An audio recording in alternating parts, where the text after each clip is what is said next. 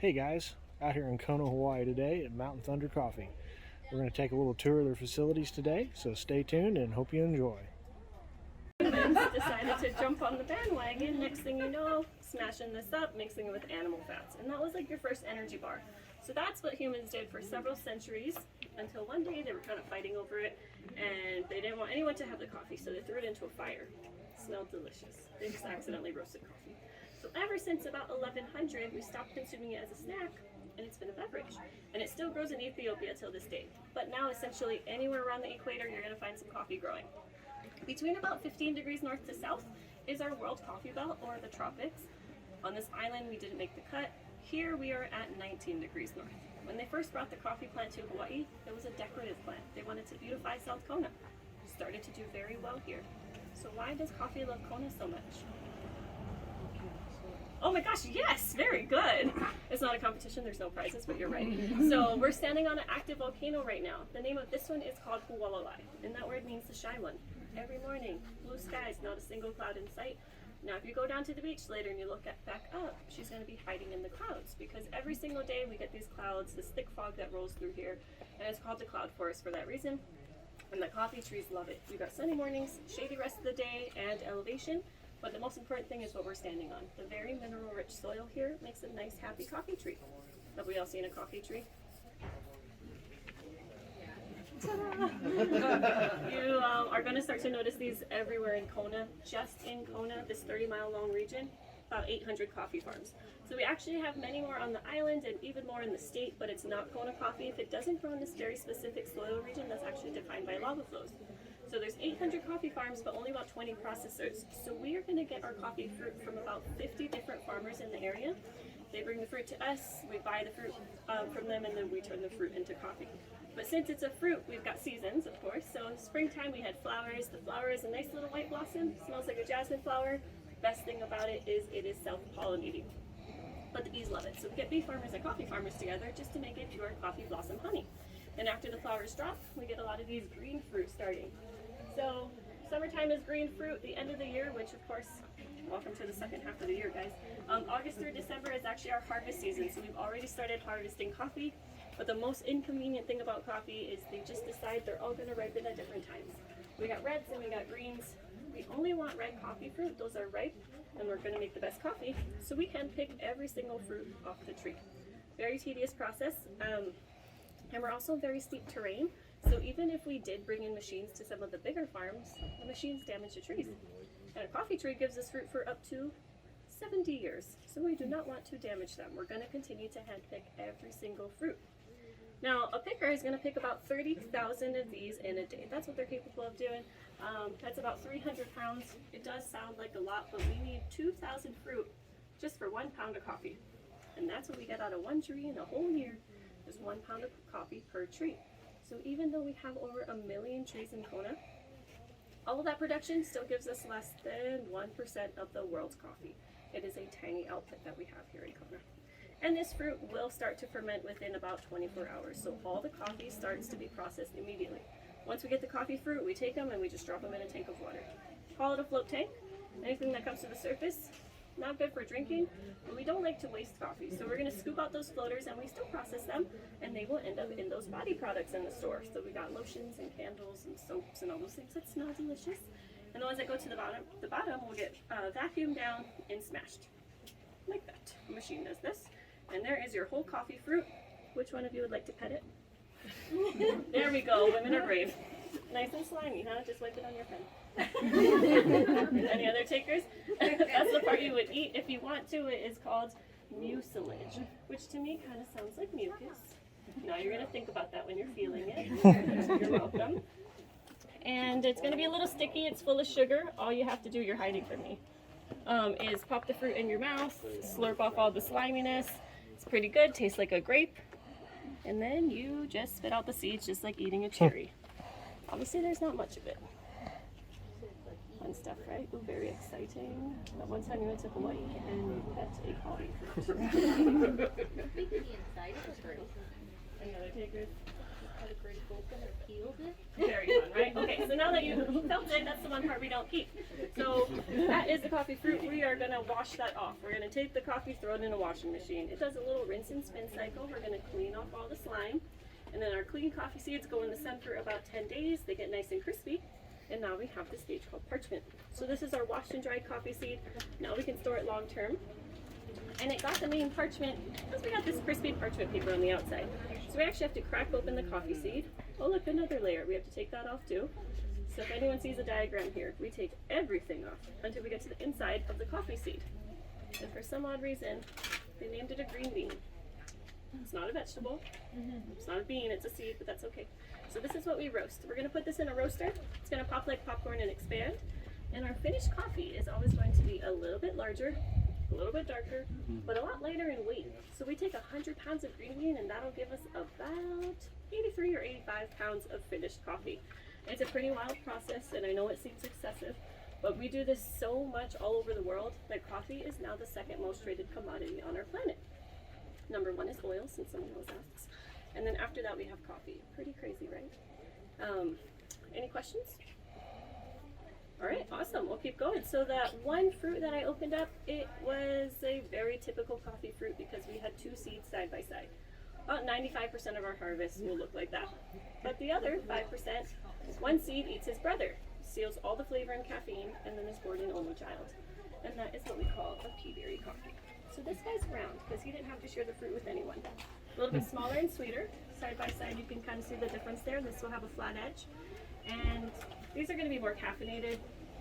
And the best part is there's no bitterness or aftertaste. It always goes down a lot nicer. So I'm going to recommend it for those who say they don't like coffee. The problem when you get hooked on the pea berry is now you have expensive taste. Because now you need 4,000 fruit for the same pound of coffee. It's only 5% of the harvest, so it is a lot more rare, but it does happen on every single coffee tree around the world. You just won't notice it normally because most countries are going to throw it all together. Now in Hawaii you're going to start to see pea berry because we use the same machines to get it all sorted out. Pretty fun stuff, just to get everyone hooked. We also coated it in chocolate. You're going to love it. Any questions? If not, I will mosey on to the dry mill. We're going to go there next because there's a lot of processing just to take the parchment to the green bean, and I'll show you how we do it.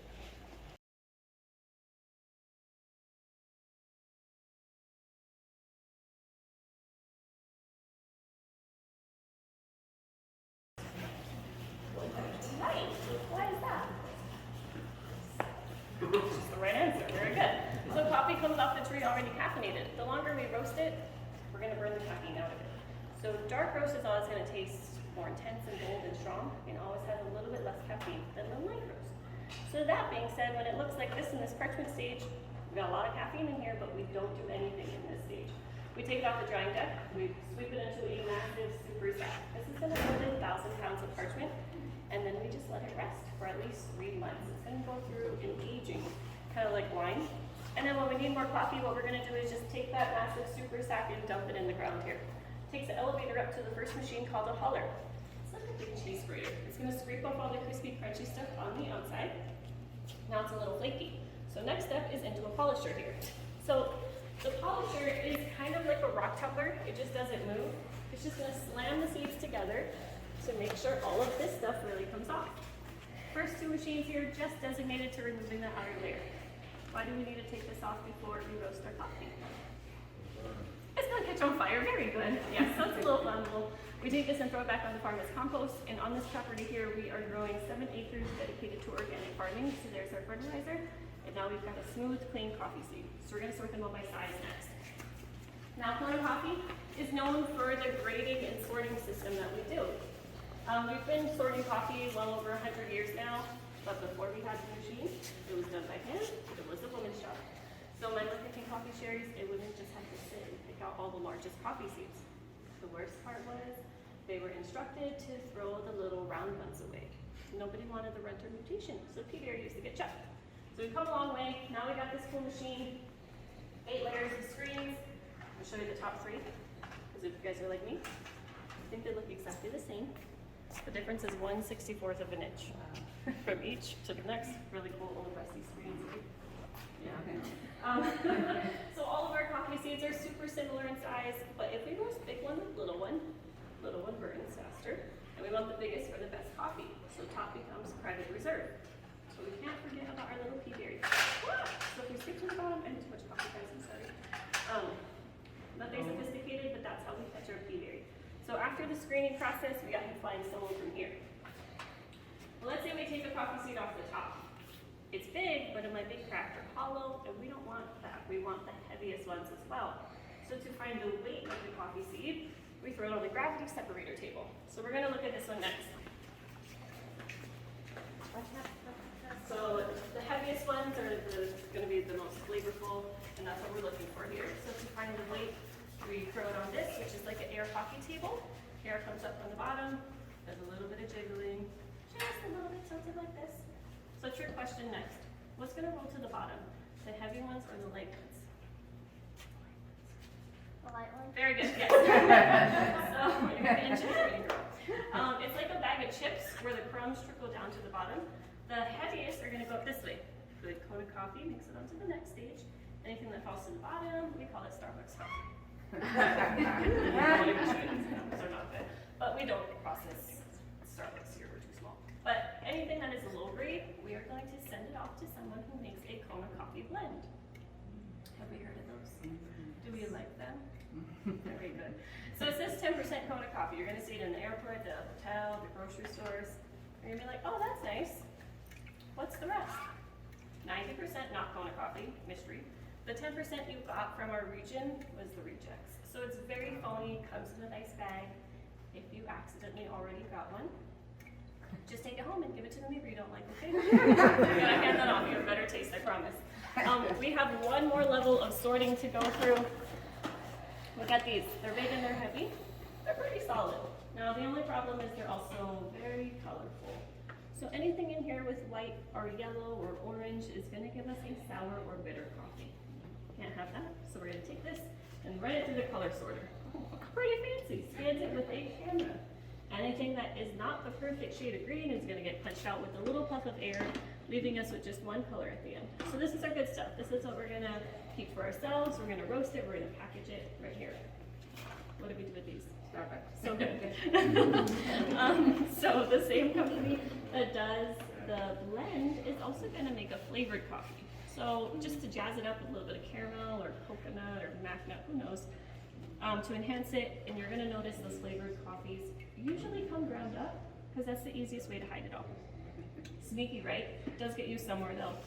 Now at the end of the day, we have a small amount of coffee that just isn't good enough to be labeled Kona coffee, and those are going to be called Hawaiian coffee. So you're gonna see something called 100% Hawaiian coffee. That's not a thing. There's no region Hawaiian coffee. So it's usually bottom of the barrel of a specific region, kind of thrown together, marketed, nice bag, $7 a pound. So just watch out for those. But we got our good stuff now. If you take this as is and grind it up and pour hot water over it, it's gonna taste like dirt. There is no flavors here until we roast the coffee. Have you guys tried to roast coffee before? Any coffee roasters? I say tried because I thought it was like baking cookies. You just throw it in the oven. Nope, there is so much chemistry involved for some odd reason. So let's go back out the way we came and we will talk about how we roast.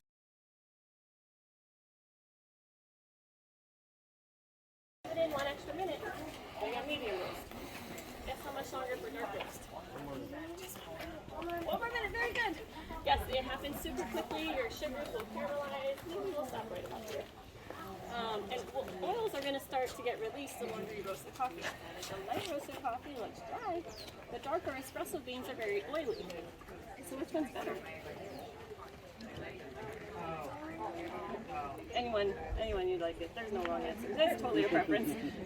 But if you like dark beans and you grind your own beans at home, I know it sounds like common sense, but you gotta clean out your grinder because the oils get stuck in there, and that'll change the flavor of the next batch of coffee coming through.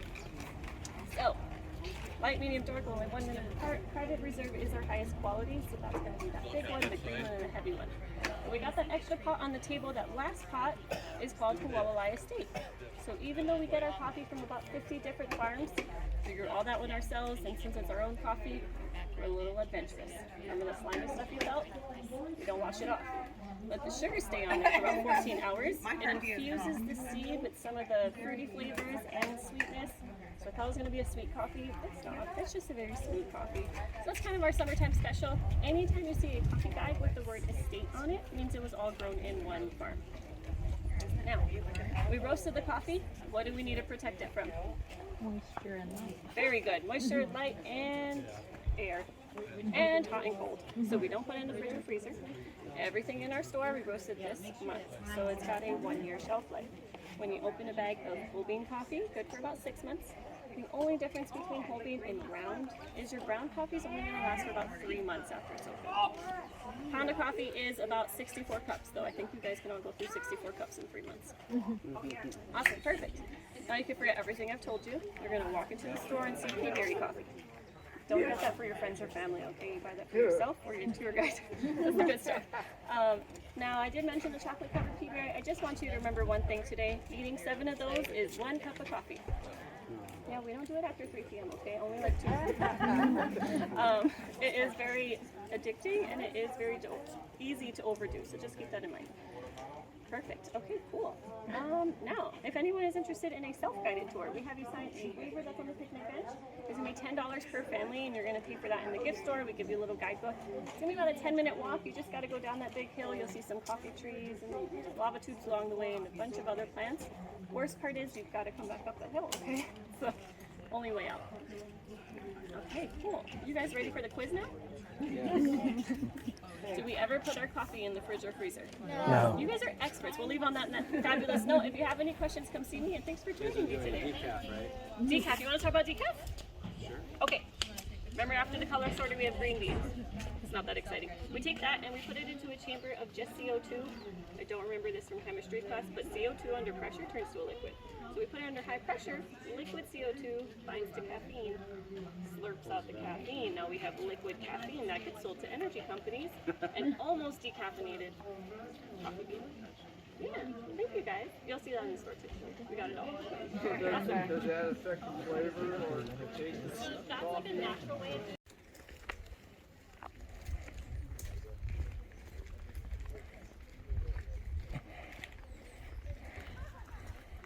Check out this hill here.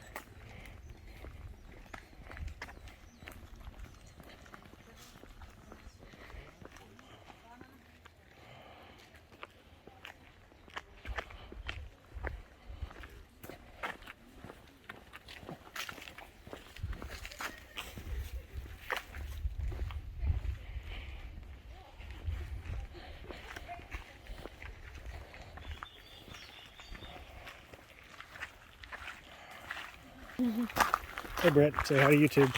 Hello.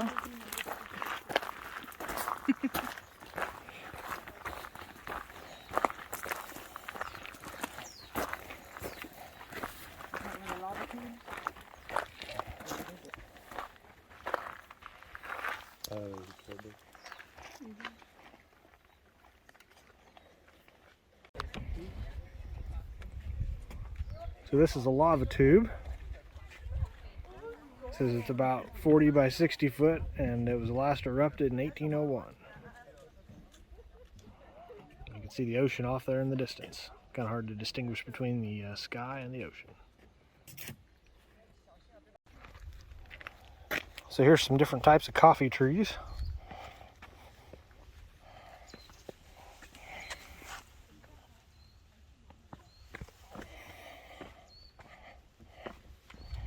There's some smaller coffee trees that are just getting started over here.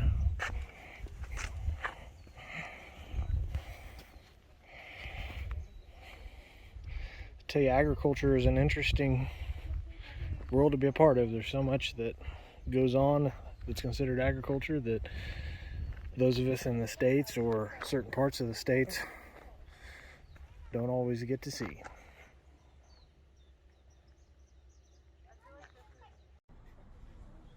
Well, I hope everybody enjoyed that. That sure was interesting, wasn't it? Hope you leave some comments and like the videos, and please subscribe. Thank you very much.